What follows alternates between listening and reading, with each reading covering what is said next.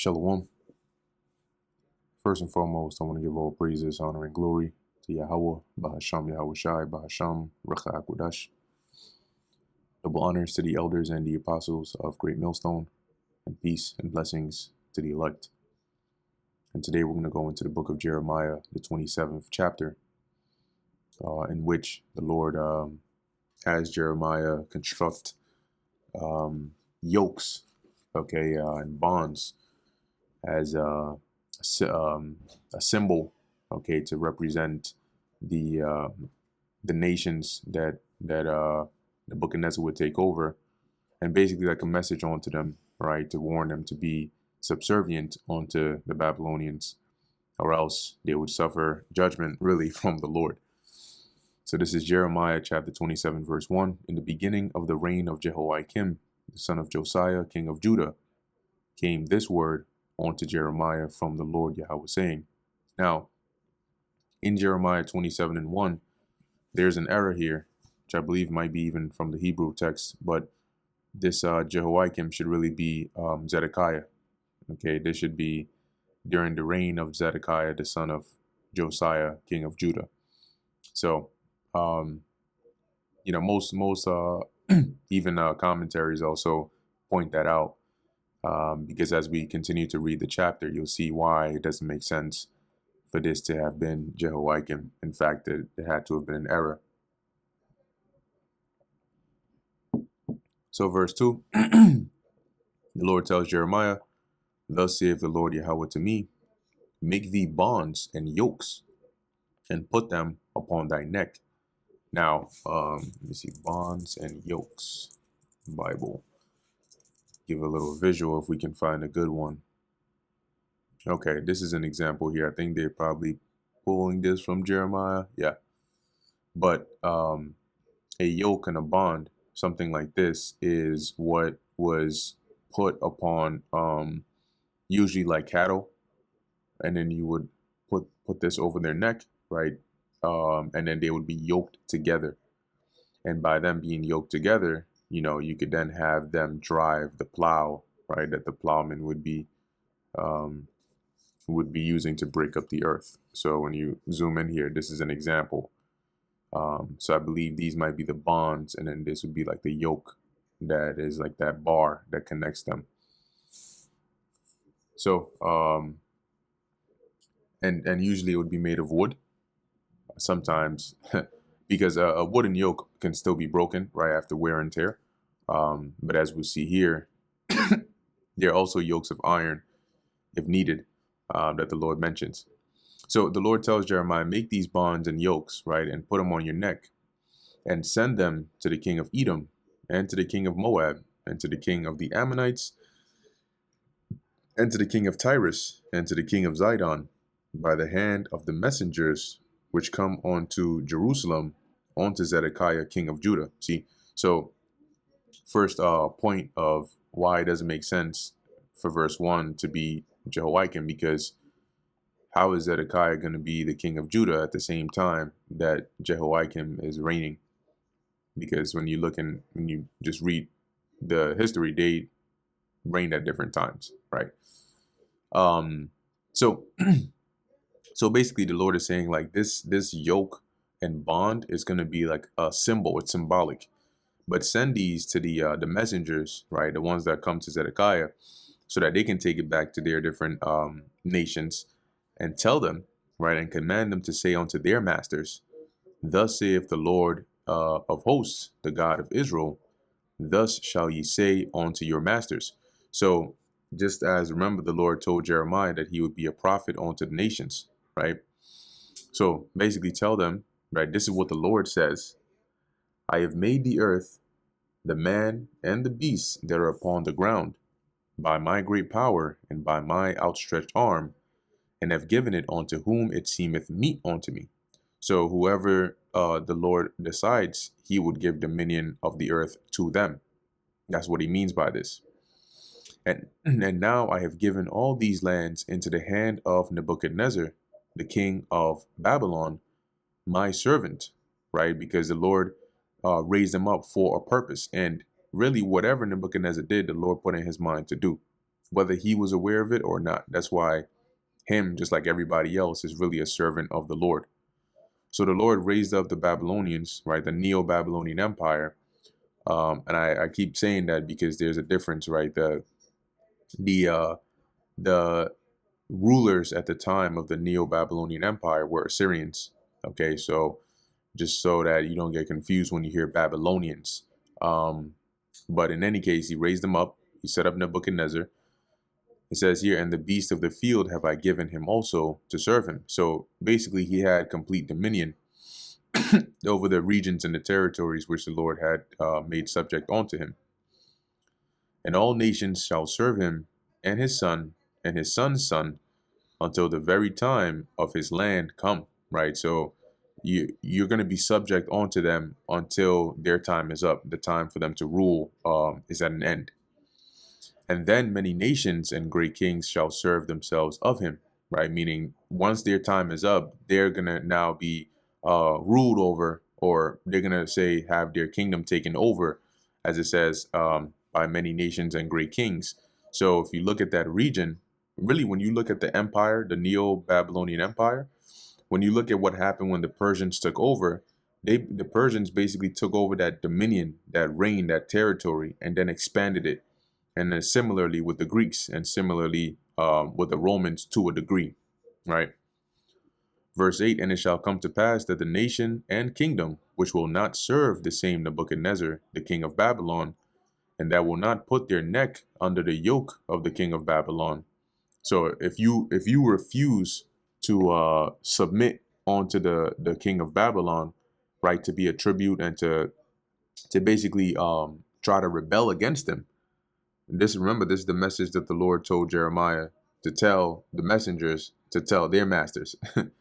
So if you don't submit onto the king of Babylon, that nation will I punish, saith the Lord Yahweh, with the sword and with the famine and with the pestilence, until I have consumed them by his hand.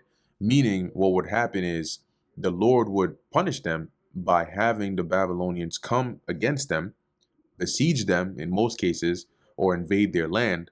And well, in the case of like a siege, these things would be prevalent, right? Typically there would be a famine because they would run out of food within the siege. They would die, and if they didn't burn the bodies or bury it properly, then it would start to breed, diseases and so on. Okay.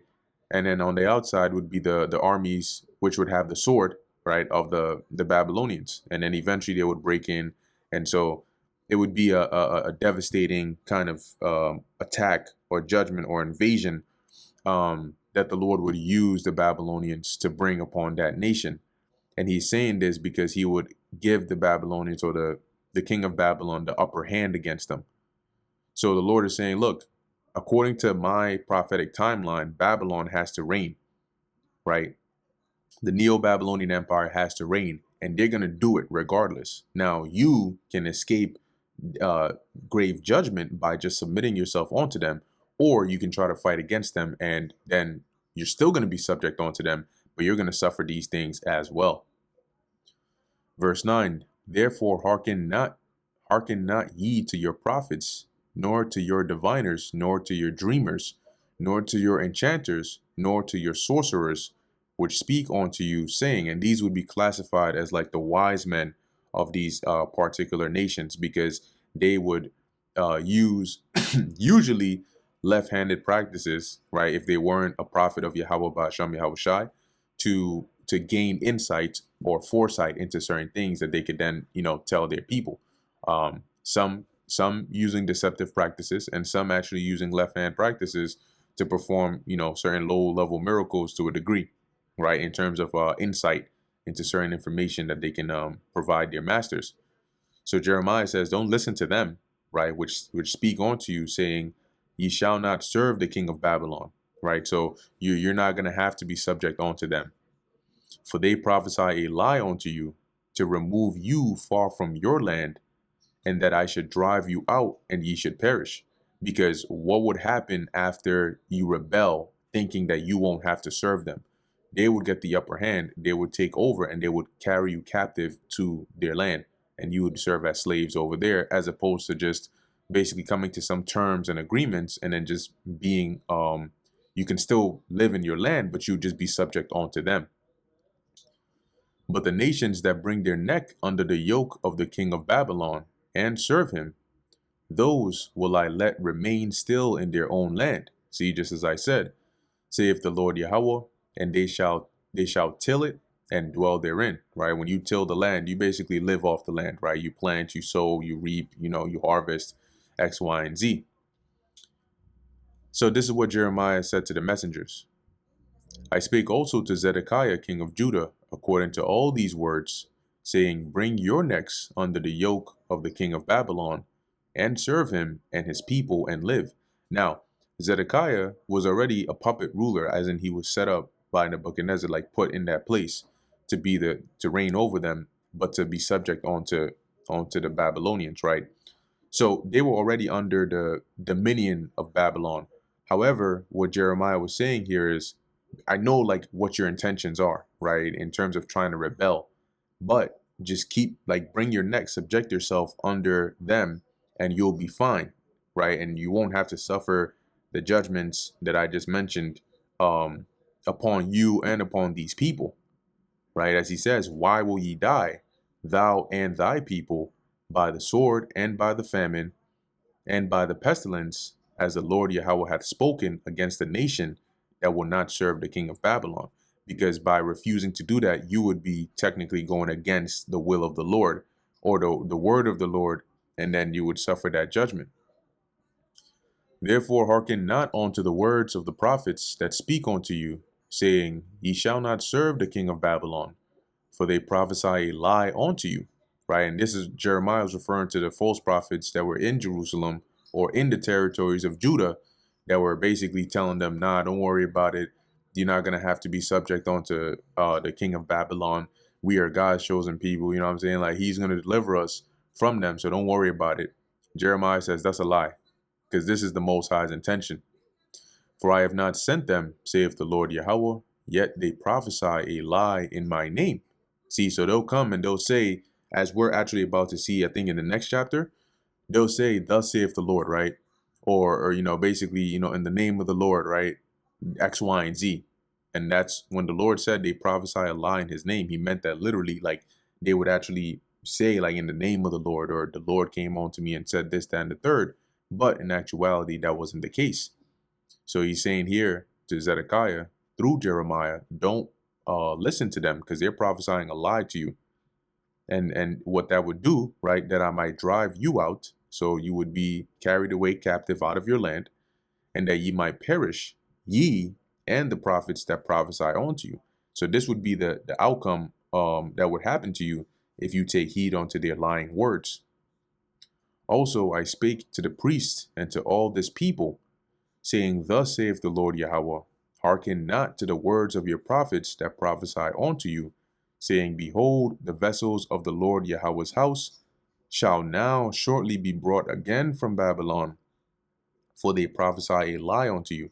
So remember that prior to this point, when the Babylonians came to Jerusalem, right before, they took some of the chosen, right, the royal line, I should say, but they also took vessels, right? They took gold, they took silver, because the temple of the Lord was filled with these things.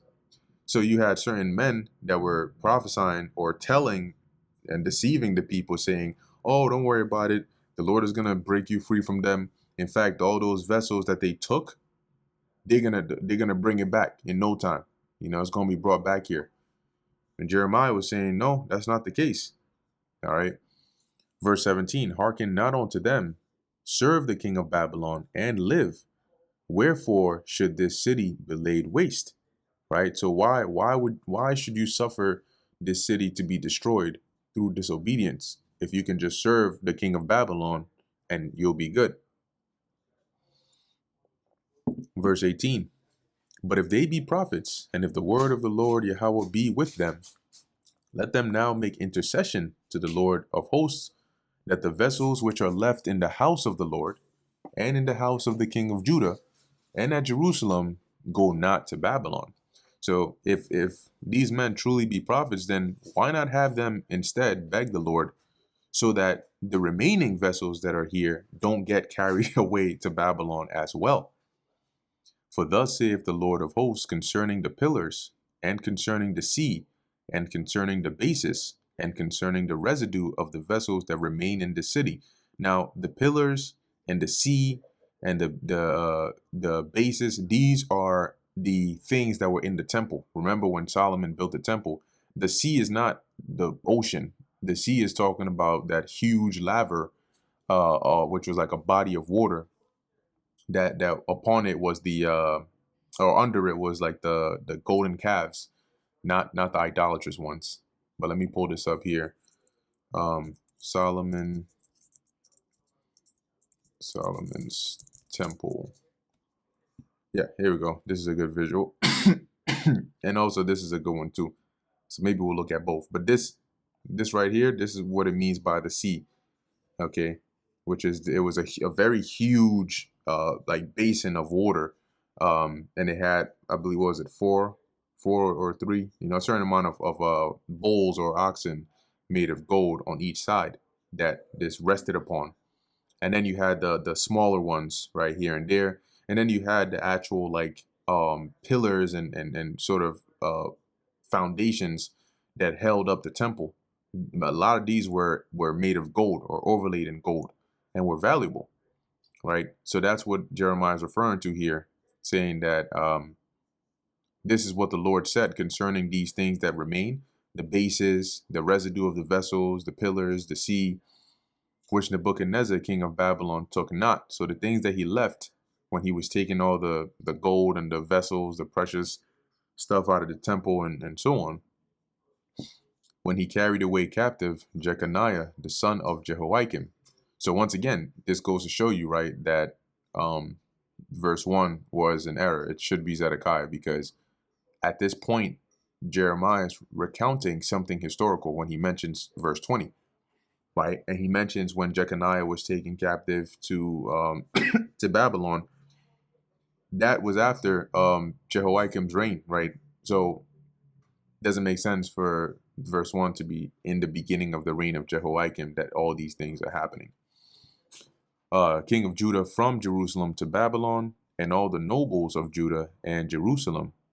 Yea, thus saith the Lord of hosts, the God of Israel, concerning the vessels that remain in the house of the Lord Yahweh, and in the house of the king of Judah and of Jerusalem. So the vessels that are left, they shall be carried to Babylon, and there shall they be until the day that I visit them. So until the time when the Lord decides, okay, now I'm going to have mercy and I'm going to return the vessels and have the temple rebuilt and return the people back to the land. But until then, those vessels are going to stay in Babylon, saith the Lord Yahweh. Then will I bring them up and restore them to this place. That's when I'm going to bring them back to this place, not in the time that these false prophets are telling you. And that brings us to the end of Jeremiah, the 27th chapter. Lord willing, that was edifying to the elect. In closing, I want to give all praises, honor, and glory to Yahweh, Bahasham Yahushai, Bahasham, Racha Kodash. And until next time, Shalom.